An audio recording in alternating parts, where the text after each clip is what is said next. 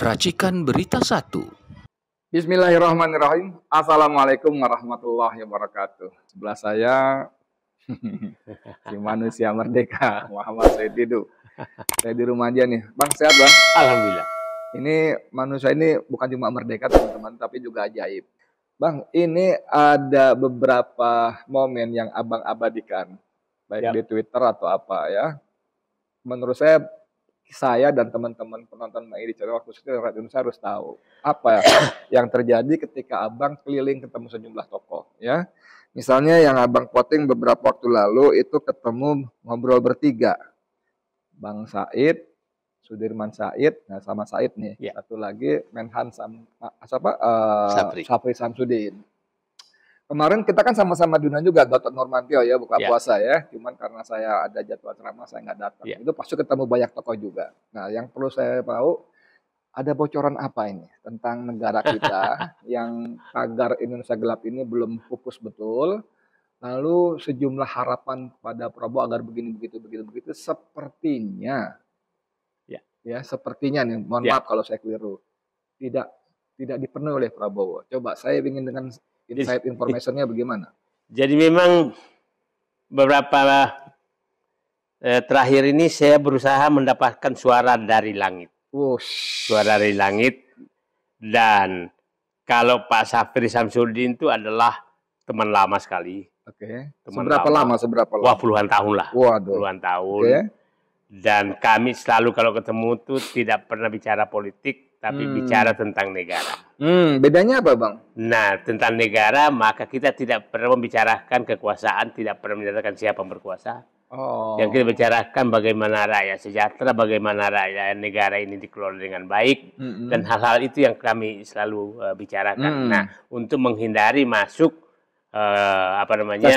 tested seseorang, dan dengan Sudirman Said juga kami begitu. Jadi nah selalu kami aman-aman saja ketemu dengan beliau, karena beliau juga sama tidak pernah membahas aku lagi berkekuasaan loh, kau dari luar enggak pernah. Nah, sehingga informasi yang kita dapatkan betul-betul murni untuk negara, bukan untuk kekuasaan. Sehingga saya lebih percaya kalau dari mereka itu sama dengan Pak Gatot.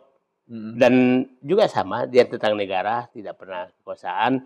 Dan ya Pak Edi yang ini kan yang saya posting, karena juga orang-orang yang dekat langit itu istilah saya Prabowo sekarang gitu kan.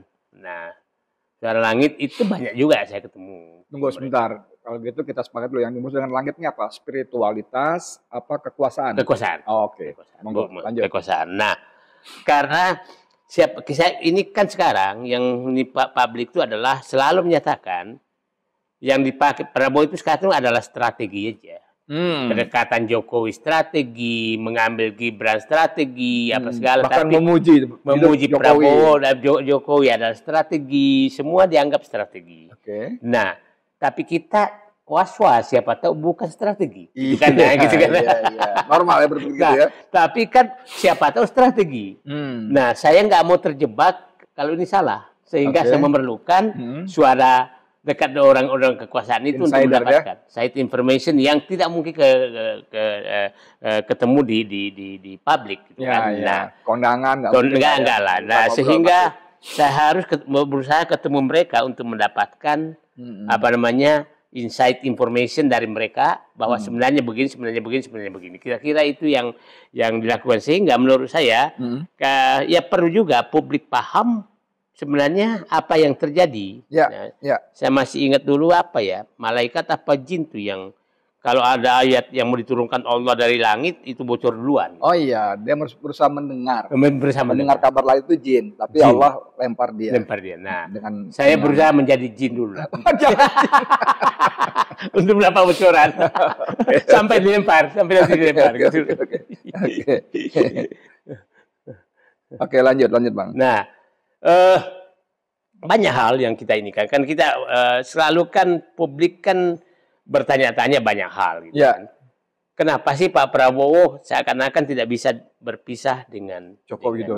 Itu kan perlu kita dapat apa betul bahwa demikian kan. Nah, saya dari berbagai informasi dan karakter saya melihat ya mungkin mudah-mudahan tidak salah, ada dua karakter Prabowo ini adalah satu tegas, dua sangat pengasih. Oh, tegas tapi pengasih. Nah, ini kadang-kadang bertolak belakang. Jadi tidak ada di tengah-tengah. Tegas sekali atau pengasih sekali. Nah, saya coba ketua Dewan Perwira yang memecat dia kan masih ada semua. Kan? DKP itu ya. DKP Dewan Kehormatan Perwira, Agung Gumelar, SBY, Wiranto, yang tanda-tanya kan Wiranto. Tetap aja dia hormat ke mereka. Nah, saya nggak tahu apakah hal yang sama terjadi terhadap Jokowi. Problemnya, mereka ini bukan politisi yang tadi. Nah, problemnya, kalau Jokowi memanfaatkan itu untuk kepentingan dia. Untuk kepentingan anaknya. Maksudnya kebaikan Prabowo itu digunakan. Sebenarnya Prabowo nggak bermaksud seperti itu, memuji-muji seperti seakan-akan melanjutkan keinginan Jokowi, tapi digunakan oleh Jokowi. Dan saya lihat kelihatannya digunakan. Karena kenapa? Dia menitipkan menteri-menteri.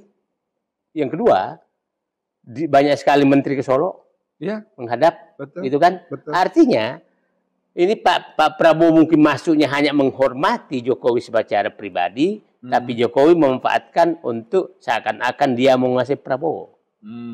Nah itu seakan-akan. Nah tapi saya nggak tahu siapa tahu benar saya itu kita nggak tahu juga. Tapi dari penerawangan saya, dari obrolan saya dengan banyak pihak, kelihatannya yang pertama yang saya katakan tadi, Prabowo menghormati Jokowi sebagai manusia dan dimanfaatkan oleh Jokowi untuk menempatkan dirinya seakan-akan dia bisa mengendalikan Prabowo. Itu yang saya tangkap. Iya, soalnya pada titik itu misalnya jangankan DKP ya, yang katakanlah memang menjalankan tugas, katakan begitu ya. Bahkan seorang Grace Natali, Raja Juli Antoni, itu yang jelas-jelas menghinakan dia, bikin Prabowo Award yang pembohong paling lebay itu pun masih bukan cuma dimaafkan, makin dikasih jabatan. Malah dikasih jabatan. Makanya kita yang kritis di luar, dilihat juga enggak gitu ya. Jadi sekarang diterima untuk menerima masukan aja enggak. Gimana itu? Jadi itu karakter beliau. Tapi menurut saya seorang pemimpin seharusnya tidak demikian. Dia tidak. Dia harus mempunyai juga kriteria yang pas untuk mengangkat atau mendekati seseorang. Itu saya melihat demikian. Oke Bang, sekarang saya mau fokus satu-satu. Dari sumber-sumber ordal Bang Said. Betulkah sebetulnya Prabowo itu masih di bawah bayang-bayang Jokowi? Atau memang itu cuma strategi atau malah itu ngalir aja tuh? Gimana sebetulnya? Saya mendapatkan sepertinya mengalir saja dan kelihatannya memang ini problemnya. Prabowo ini kan jarang bicara. Jarang bicara tentang apa yang dilakukan ke depan gitu kan. Maksudnya dia kan tidak keluar hanya saya akan berantas korupsi, saya akan bela rakyat, kan enggak keluar sama sekali ya apa yang itu aja terus ya. Tapi kita sepertinya kita mengubah strategi tentang bukti apa yang dia lakukan. Apakah betul di bawah bayang Jokowi apa tidak? Kalau saya melihat satu, kalau memang proyek prioritas Jokowi yang paling dibanggakan adalah IKN. Tapi IKN kan dipotong anggarannya oleh beliau. Ya kan? Nah, artinya ada sinyal. Terus yang kedua, proyek hadiah Jokowi kepada konglomerat yaitu PSN PIK 2, Rempang, Surabaya, BSD dicabut semua sama dia.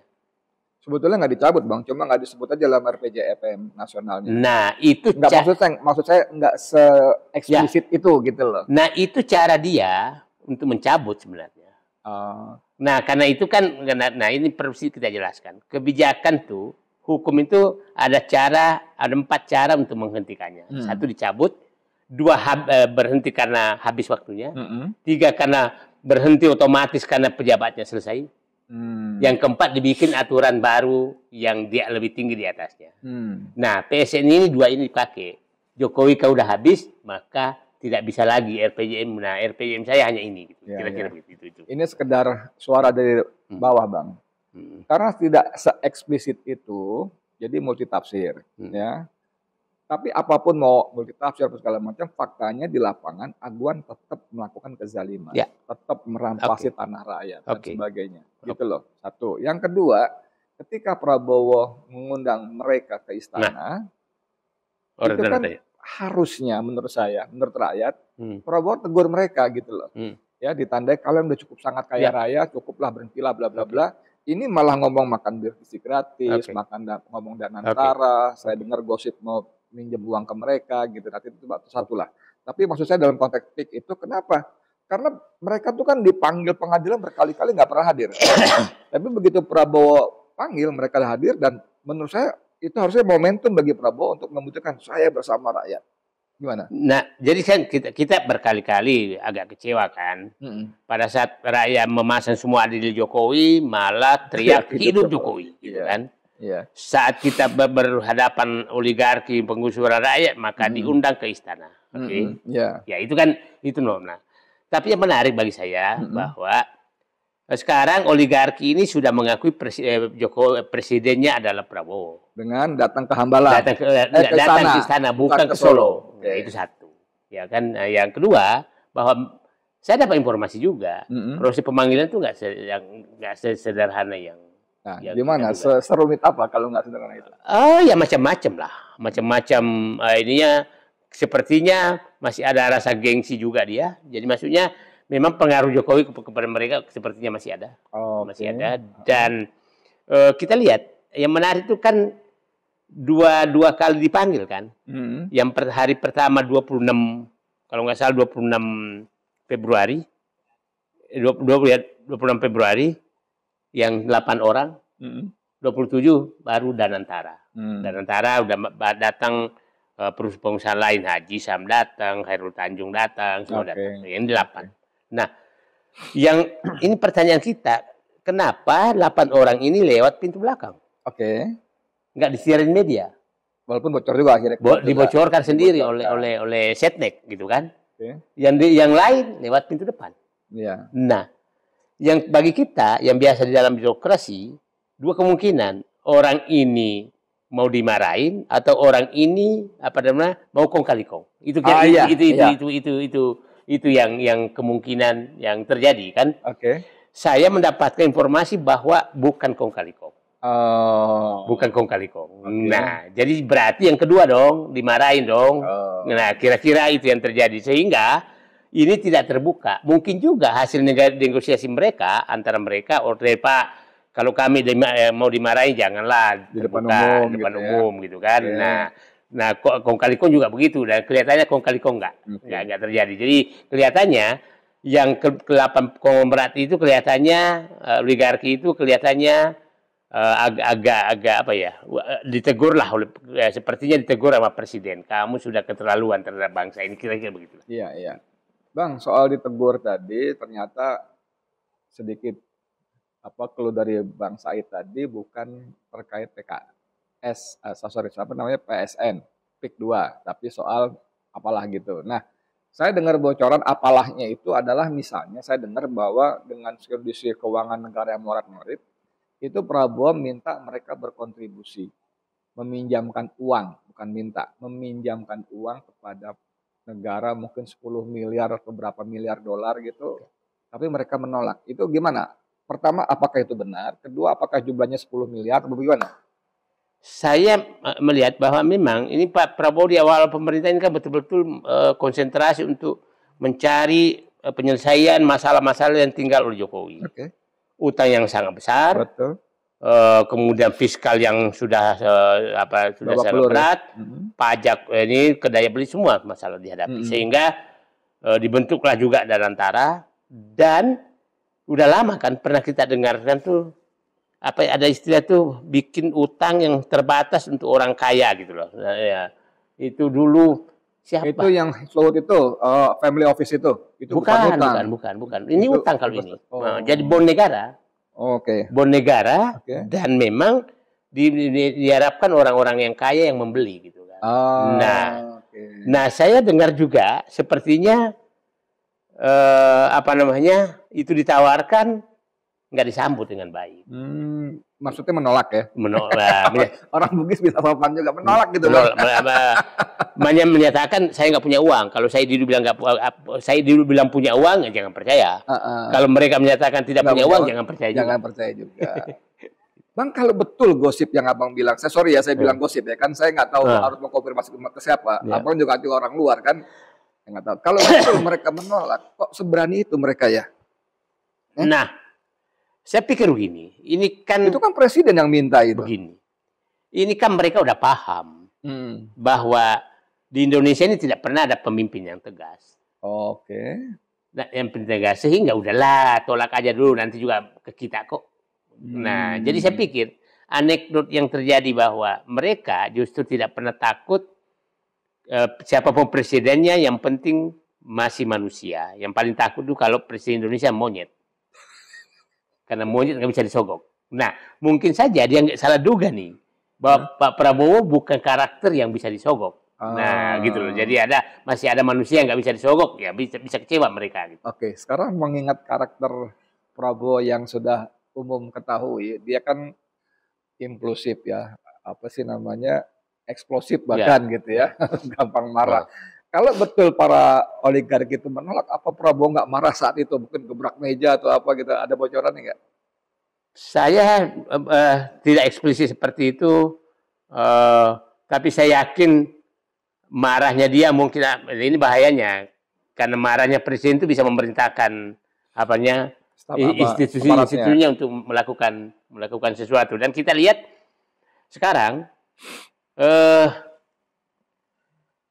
baru kali ini presiden berhasil mengambil kasus hukum sawit kemarin. Sawit, oke.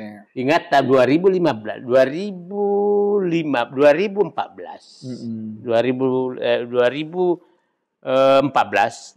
itu DL Sitorus yang sudah inkrah 41.000 di Sumatera Utara tidak pernah bisa diambil.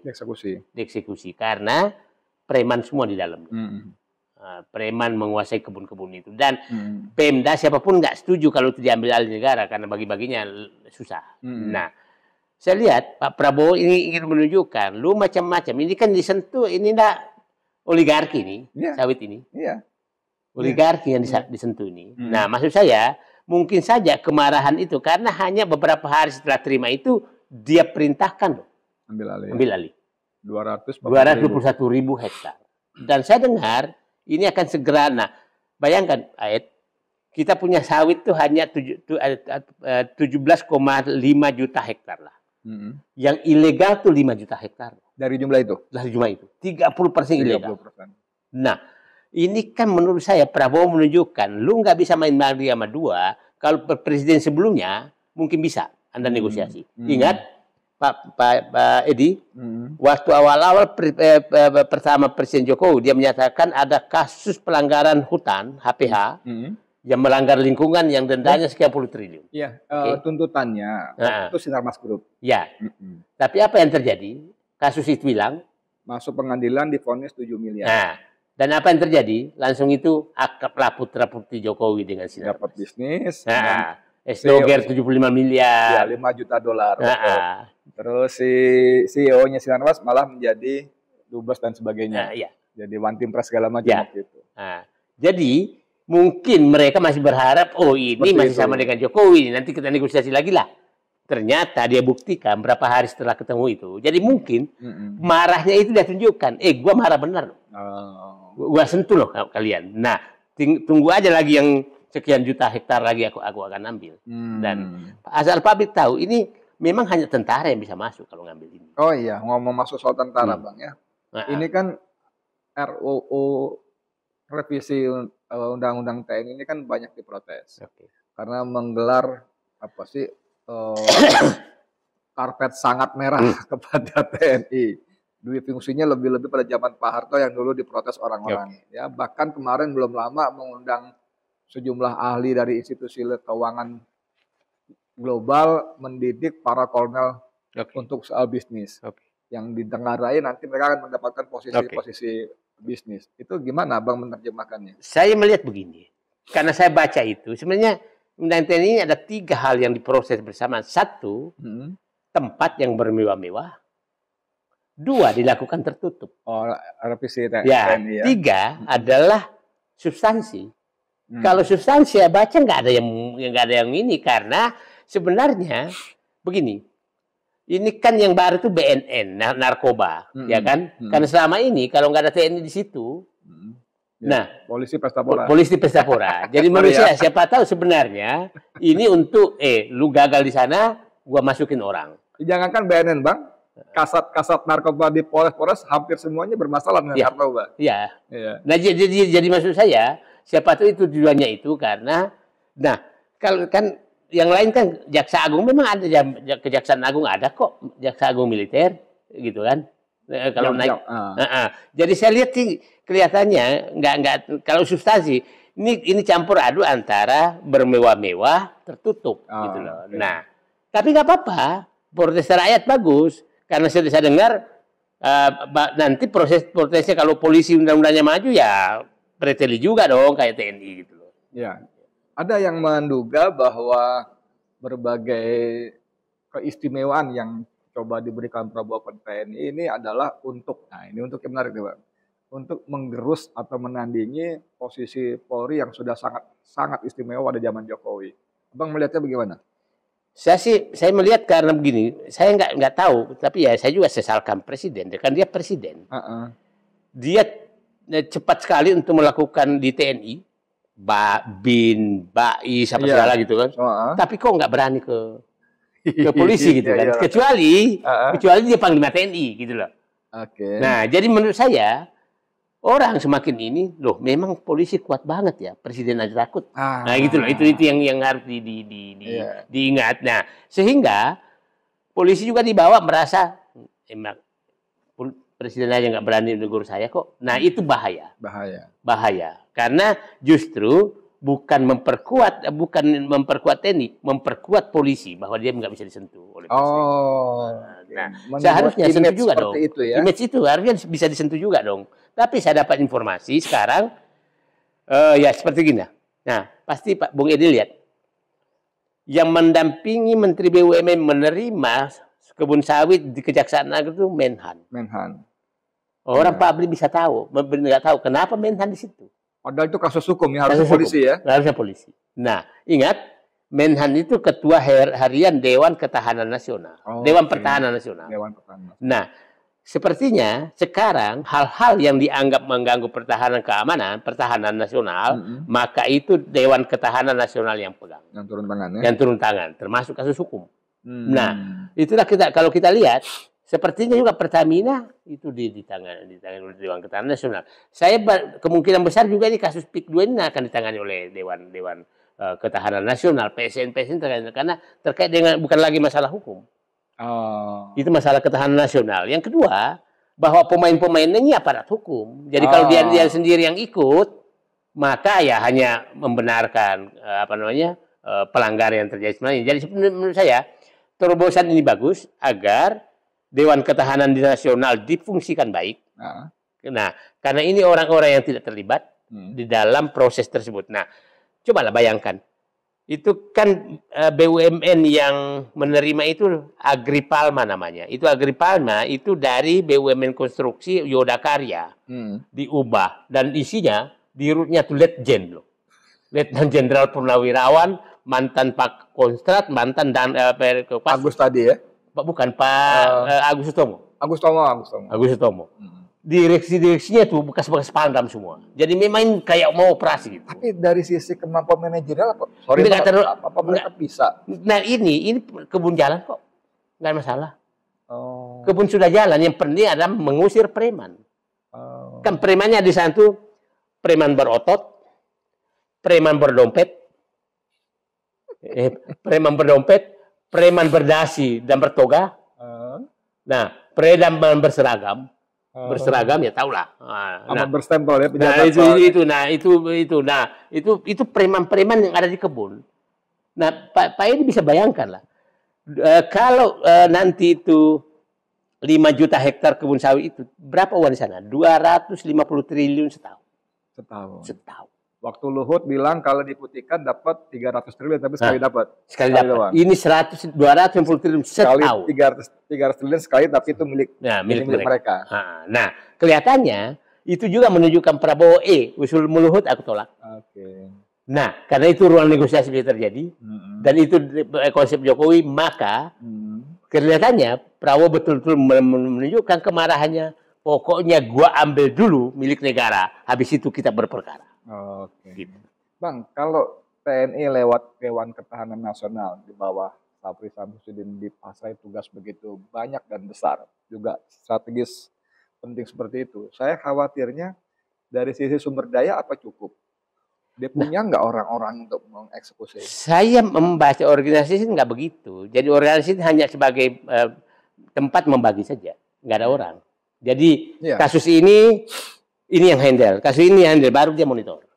Jadi benar, jangan sampai muncul kayak komkaptif dulu, enggak jangan. Nah, gitu. Jadi kelihatannya ini hanya terobosan mereka karena selama ini kan berkali-kali satgas dibentuk. Ya. Satgas, ingat Mahfud MD bentuk satgas mafia tanah. Tapi yang diikutkan juga mafia tanahnya, gitu kan, atau pemelihara mafia tanahnya. Nah, sepertinya Pak Prabowo ini membentuk unit yang benar tidak pernah terkontaminasi dengan mereka. Apalagi dipimpin Sapri ya. Nah, dipimpin Sapri. Ya? Nah, si Sapri ya kita tahu lah, Sapri ini ya soulmate betul dengan Prabowo lah. Dengan saya Dido juga dong. Enggak lah. Kita curiga nih, jangan-jangan informasi dari Sapri. Enggak juga lah kita. Bang, ini begitu banyak harapan ya yang kita melihat bahwa sebagai presiden mestinya Prabowo bisa mengeksekusi dengan dalam tempo saksama dan dengan dalam cara saksama dan tempo singkat-singkatnya. Lalu dia melintir-lintir gitu, para pembelanya mengatakan ini strategi atau nggak paham aja gitu ya. Tapi kan sebagai presiden dia punya semua kewenangan yang dia bisa lakukan gitu. Apa memang sebesar itu dahsyatnya si Jokowi sehingga dia harus bermain berputar segala macam? Saya juga takutnya ini begini. Ini udah 5 bulan Pak Prabowo. 5 bulan dan tidak ada sinyal apapun positif selama pemerintahan. Tidak ada sinyal apapun. Nah, ini saya katakan kalau tidak ada sinyal positif artinya strateginya salah. Strateginya salah. Nah, strategi yang paling utama salah adalah mempercayai Jokowi. Nah, sehingga menurut saya cobalah sekali-sekali bantah Jokowi, siapa tuh harga saham langsung naik.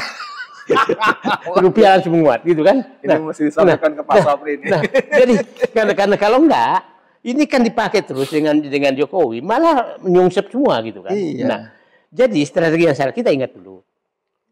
Pak Habibie mengambil langkah tegas dan menurunkan kurs dari 16.800 menjadi 6.000-an. 6.000-an, betul. Di jam-jam pertama dia bekerja. Betul. Kemudian ya Pak Prabowo lah kena satu, ya kan, ketegasan beliau bahwa lepas dari pro kontra bahwa dia bisa mengambil langkah tegas terhadap mantunya Pak Harto, mantunya presiden loh. Nah, tapi tetap hormat kepada Pak Harto. Nah, yang problem ini adalah Pak Prabowo tetap hormat dan tidak melakukan kebijakan apapun yang tegas. Nah, mencoba kemarin dengan cara efisiensi dengan cara itu membuat gejolak karena yang dijadi efisiensi di bawah, sementara di atas bermewah-mewah. Iya. Dan itu yang menurut saya. Nah, saya nggak tahu Pak Prabowo pembisiknya siapa, tapi menurut saya memang mungkin karena beliau tidak pernah seperti kita ketemu rakyat banyak, sensitivitasnya tidak sesensitif Pak Edi lah. Kita rakyat jelata. Gitu. Tapi memang kalau hormat mohon maaf, Prabowo sangat elitis ya. Asal itu kemudian dikelilingi oleh entah siapa pas pabrik segala macam sehingga rakyat itu tidak berjarak. Beda dengan Jokowi misalnya, walaupun itu settingan segala macam, tapi ketawa, salaman, dipeluk segala macam, walaupun kita paham kemudian itu settingan ya.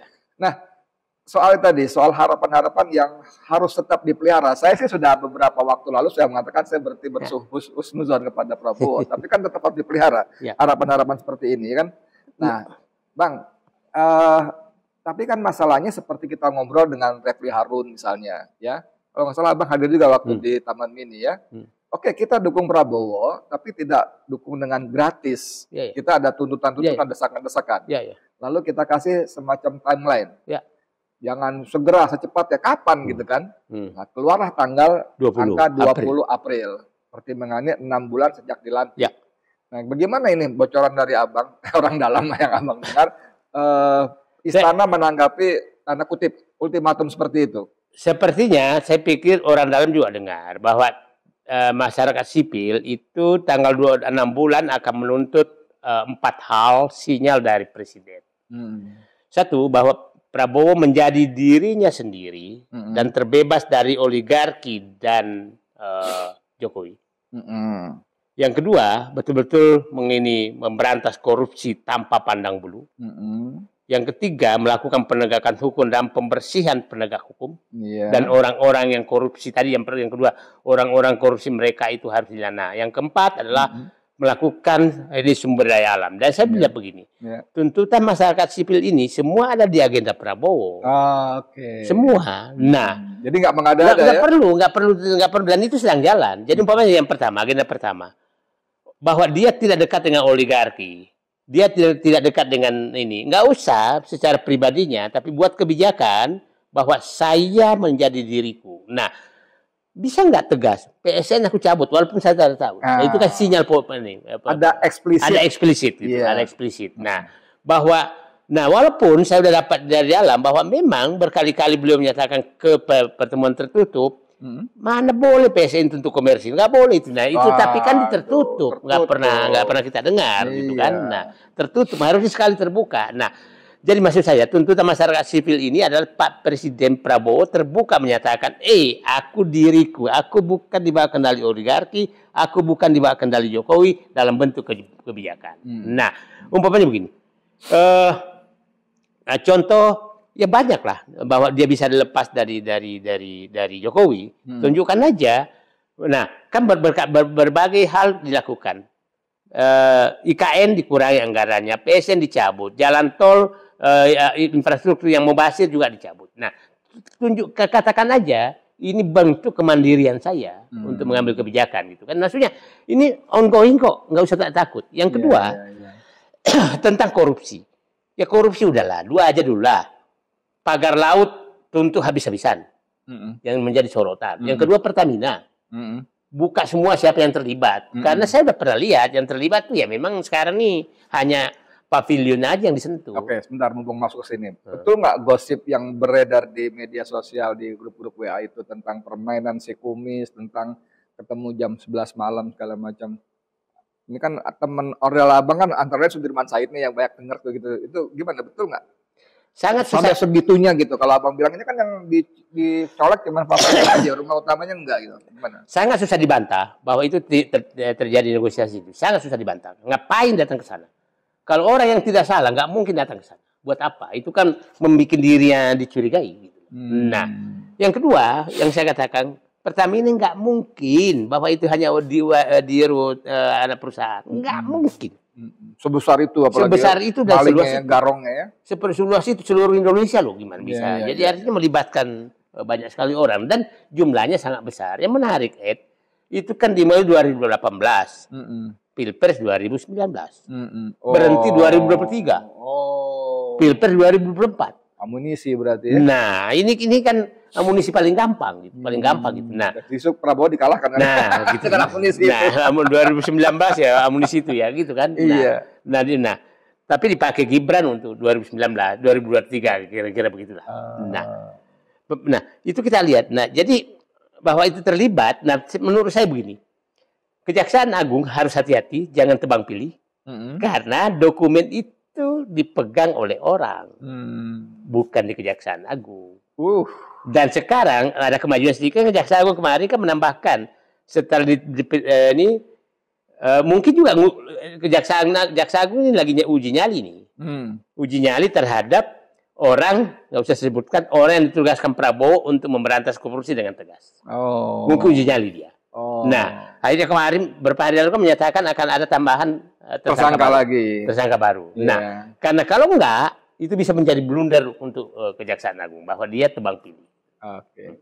Teman-teman, sebetulnya masih banyak yang ingin saya gali, tapi di depan saya udah kasih tanda udah panjang durasinya. Bang, tapi masih tetap menarik. Ini menurut saya informasi yang sangat berharga karena tidak semua orang mengetahui, mendengar ya. Karena Bang Said punya begitu banyak mata dan telinga. Oke, sebagai penutup barangkali Bang, apa nasihat Bang Said sebagai anak bangsa, rakyat Indonesia yang ingin melihat Indonesia segera keluar dari kubangan seperti ini? Terutama bagi Prabowo Subianto yang kata kita, Pak Prabowo, Bapak tuh presiden loh. Nah, gitu coba gimana? Saya sederhana Pak Prabowo. Pak Prabowo, Pak Presiden yang terhormat, strategi Bapak bermain dua kaki, seakan-akan tidak patuh Jokowi, tapi terbuka menyatakan patuh Jokowi, itu gagal. Sudah hampir 6 bulan. Yeah. Tidak ada hasil yang memberikan kepercayaan publik. Nah, akhirnya kepercayaan publik jatuh. Rupiah jatuh, harga saham jatuh. Semua jatuh, daya beli jatuh, PHK aja, ini industri pada pergi karena tidak ada harapan. Nah, kenapa gantilah sekarang dengan strategi baru. Hitam putih menunjukkan dirinya, aku Prabowo Subianto, Presiden Republik Indonesia yang menjalankan tugasku tanpa ikut-ikut lagi yang lain. Oke, nah yang menarik kemarin saya masih, siapa tahu ini yang udah tanda nih. Saya nunggu kemarin pada peresmian smelter emasnya. Emas ya. Saya tunggu Jokowi datang.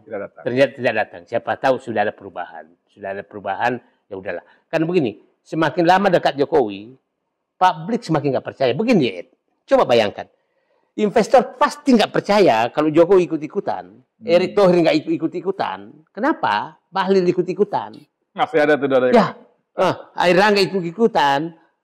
Zulkifli Hasan ikut-ikutan. Menteri Pemuda Olahraga ikut-ikutan. Pasti orang nggak apa menyatakan, aku mau berantas korupsi, aku mau pemerintahan bersih. Nggak percaya. Sebelahnya. Karena di sekitarnya Bapak masih percaya terus itu. Nah, strategi ini salah. Kelihatannya strategi beliau misalkan, ya saya pakai aja deh, siapa tahu dia sadar. Nggak bisa. Itu sama dengan menutupi kesalahan mereka. Jadi menurut saya, sekarang Pak Prabowo menghadapi 20 April, tunjukkan bahwa Bapak memang Presiden Republik Indonesia yang betul-betul berjalan dengan caranya. Yang saya katakan, kitab suci tanda kutip Bapak itu adalah buku Paradoks Indonesia, dan hampir semua masyarakat sipil hormat terhadap tulisan itu. Nah, jadi kalau Bapak mau sekarang, yang problem sekarang adalah timbul istilah begini, yang diajat juru maki jadi penguasa, yang membantu pemikiran disingkirkan. Itu ya yang terjadi sekarang. Nah, ini bahaya buat. Jadi juri maki itu ya dari PSI Hasan Nasbi coba ketua komunikasi kantor presiden. Ya. Kan? Jadi sekarang tersingkirlah orang yang membantu pemikiran, tapi orang-orang yang memaki-maki itu yang dikasih karpet merah. Nah, itu menurut saya Pak Prabowo 20 April akhiri juga itu. Bang, sedikit lagi, saya sebelum mau selesai, tapi karena Bang nyinggung soal itu sama Paradoks 2030 Indonesia bubar, Dr. Tifa itu mengatakan bahwa bisa sangat jadi para garong besar nasional ini sudah baca itu akan bubar. Jadi sebelum Indonesia benar bubar, mereka betul-betul pesta pora menjarah sana sini gitu. Ya, saya membaca juga itu, karena hampir yang dilakukan sekarang itu kan sejak Jokowi ini kan adalah merampas semua tanah. Jadi setelah tanah itu dirampas semua, maka bubar Indonesia sudah miliki. Jadi nah itu saya pikir. Jadi bukan saham loh mereka, tanah. Tanah dan uang cash. Ya, uang cash. Satu lagi benar-benar Bang, kalau Bang Said sarankan Prabowo untuk hitam putih, berhenti, ganti strategi yang dua kaki yang nggak berhasil itu, pasti kan mereka Jokowi dan para oligarki melakukan perlawanan. Nah, gimana antisipasinya? Begini, perlawanan mereka, dia mungkin kemarin coba itu. Dengan saham yang terjun. Tapi ternyata nggak sebesar itu. Jadi maksud saya begini, biarkan aja kita berhadapan sekalian. Dan beginilah, kalau ada kaki kena ini, maka diamputasi aja. Supaya sehat yang lain. Daripada dia tinggal terus, karena dia penyakit. Begini Ed, orang ini menjadi penyakit terus selama ini karena selalu diampuni dan dimaklumi. Saya ceritalah, Reza Khalid. Kan setiap ini, ya saya paham betul, mulai Orde Baru, semua presiden bisa Nah, ini hari ini harus diakhiri. Dan saya bilang, Pak Prabowo mungkin dari 8 presiden, 7 presiden sebelumnya, Bapak jadi presiden yang tidak ada ruang pengampunan terhadap perampokan negara. Itu jadilah Karena pesta pora memang harus berakhir ya. Sudah terlalu panjang ya. Oke teman-teman sekalian, luar biasa sekali. Dan saya kira ini satu informasi yang sangat berharga. Sepertinya kalau nggak saya salah, ini belum ke yang lain. Kalau Bang saya sudah ke Refli Harun kayak sebenarnya selesai kita. Enggak, ini banyak hal yang saya lagi muter-muter lagi cari informasi. Kan saya harus tahu semua. Selama ini kok si A dia nggak berkuasa, si B berkuasa, si berkuasa. Apakah faktanya betul berkuasa? Itu itu menarik memang. Nanti kita bahas lagi. Yang penting satu hal sebagai seorang yang beragama, khususnya muslim yang mukmin, kita tetap menjalin komunikasi dengan Allah ya, Zat yang maha kuat, maha perkasa, maha berkuasa. Makanya tadi sebelum kita diskusi pun Bang Said cakuran dulu lagi ya. Itu penting benar ya. Kita mohon ampun pada Allah atas dosa kita dan kita mohon Allah membantu kita menyelamatkan Indonesia. Amin. Amin. Saya Dimulyadi untuk FNN untuk Indonesia lebih baik. Assalamualaikum warahmatullahi wabarakatuh. Waalaikumsalam.